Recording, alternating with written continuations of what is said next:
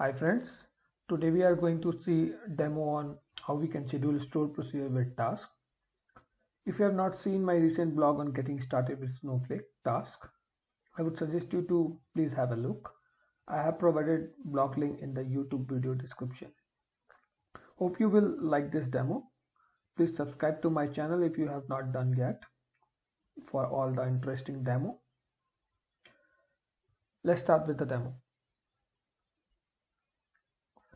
So for this demo, I'm going to use the role sysadmin, and I'm going to create the same database like task demo, and I'm going to use the same table job tracker for all the task demo. In this demo, I'm going to create a stored procedure in Snowflake, which is going to just insert the record in the job tracker table. There will be one parameter known as task number. This task number will get attached to the in the value column under the job. So every time I'm executing this job, I'm going to pass the numeric number as 1, 2, 3, and this will get concatenated with job name. And rest all the things like the current timestamp and the task remarks and the active status will remain same. And this task is going to handle the errors, and if it succeeds, it will return me succeeded, and if it fails, it will return me failed. So let's start with the demo and see how it works. So let me first execute the create database, and then let's create the table. So if I refresh here, you can see that the task demo and the table got created. Let's execute the procedure. Now procedure also has been created successfully. So here let's first test whether this procedure is working or not. So I'm going to execute this call. It's executed and it give me succeeded. That means the procedure executed successfully. Let's see if we see any record in this.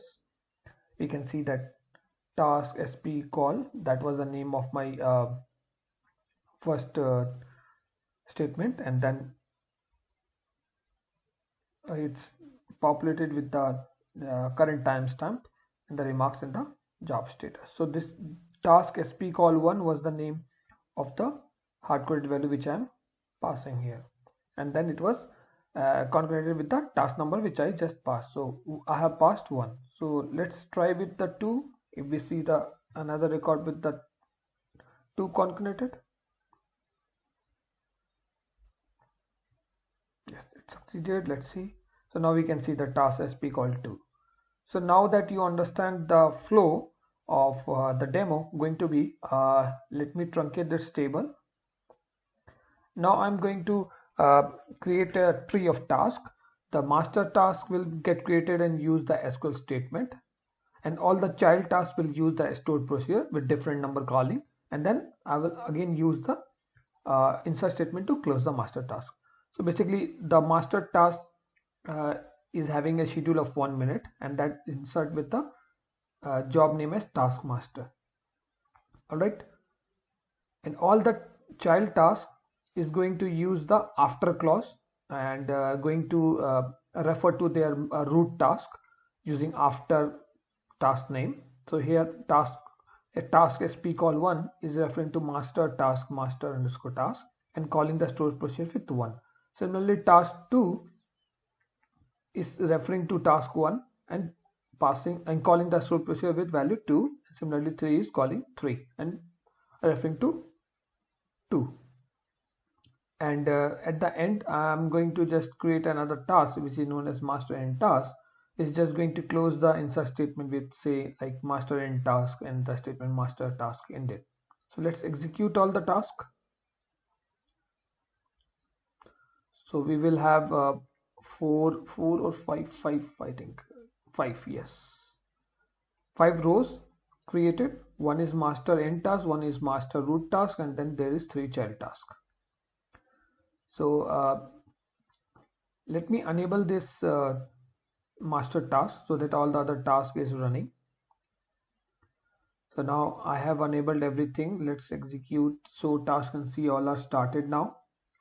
So as it is running every 1 minute, so let's execute this and see whether we see the data on this or not. So we have to wait till 1 minute as we have seen in previous demo, and by that time we will see the data on the table. The first record will be for the master task, and then it will followed by three child tasks. Task sp call 1 2 3, task sp call 1 2 3.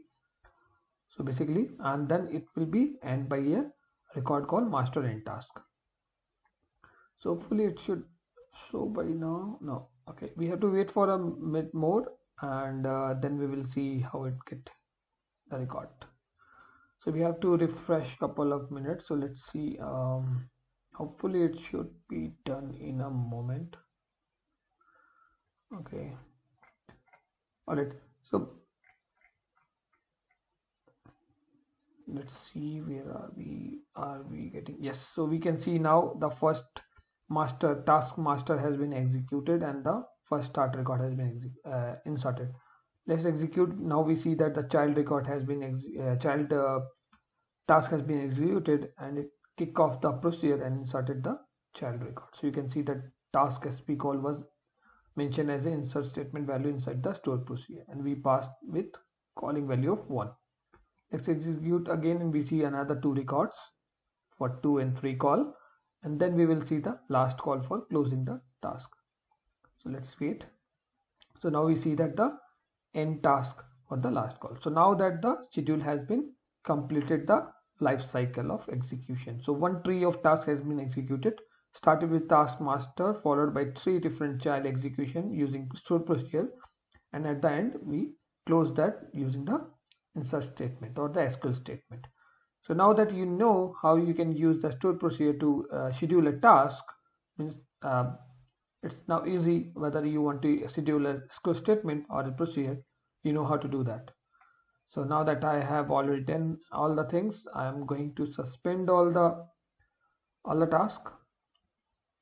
Okay, I don't need them anymore, and I'm going to clean up everything.